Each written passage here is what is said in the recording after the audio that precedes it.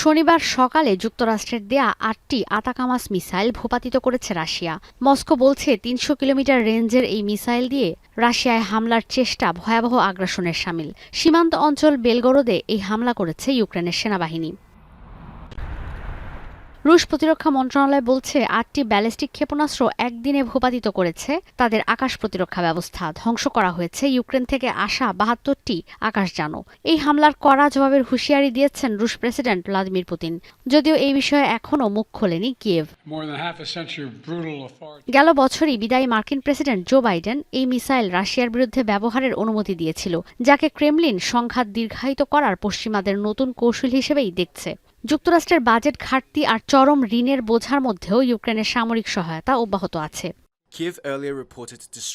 এদিকে চলতি মাসেই ফ্রান্সের মিরাজ 2000 মাল্টিরোল ফাইটার পাচ্ছে কিয়েভ।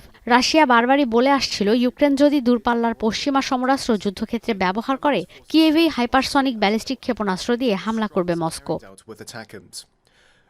এদিকে যুদ্ধক্ষেত্রে পিছিয়ে পড়ছে ইউক্রেন। এরপরও কোনোভাবেই হার মানছেন না প্রেসিডেন্ট ভলোদিমির জেলেনস্কি। তিনি জানান কুর্স্কে আগ্রাসনে অনেক বেশি ক্ষতিগ্রস্ত হচ্ছে রাশিয়ার সেনারা। তার দাবি ১ ব্যাটালিয়ন সেনা হতাহত হয়েছে কুর্স্কে। রুশ ইউক্রেন সীমান্তের এই অঞ্চলে প্রায় প্রতিদিনই চলছে সংঘাত।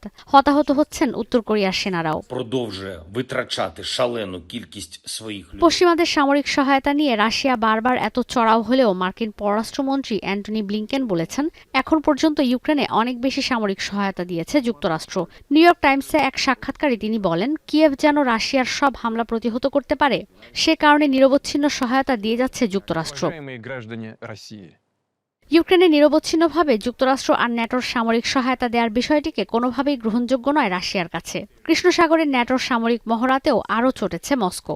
যদিও ট্রাম্প ক্ষমতায় আসায় অস্ত্র সহায়তা নিয়ে অনিশ্চয়তা তৈরি হওয়ায় প্রতিরক্ষা খাতে বাজেট বাড়াচ্ছে ইউক্রেন। ২০২৫ সালের জন্য যা নির্ধারণ করা হয়েছে $৫,৩০০ কোটি, দেশের মোট বাজেটের যা ৬২%। পাশাপাশি দূরপাল্লার ৩০,০০০ ড্রোন, ৩,০০০ ক্রুজ মিসাইল আর ড্রোন গাইডেড মিসাইল তৈরির লক্ষ্য নিয়েছে কিয়েভ।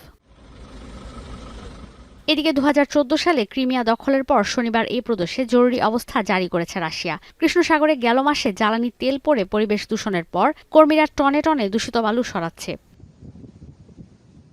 ঈশিতা ব্রহ্ম, এখন বিশ্ব।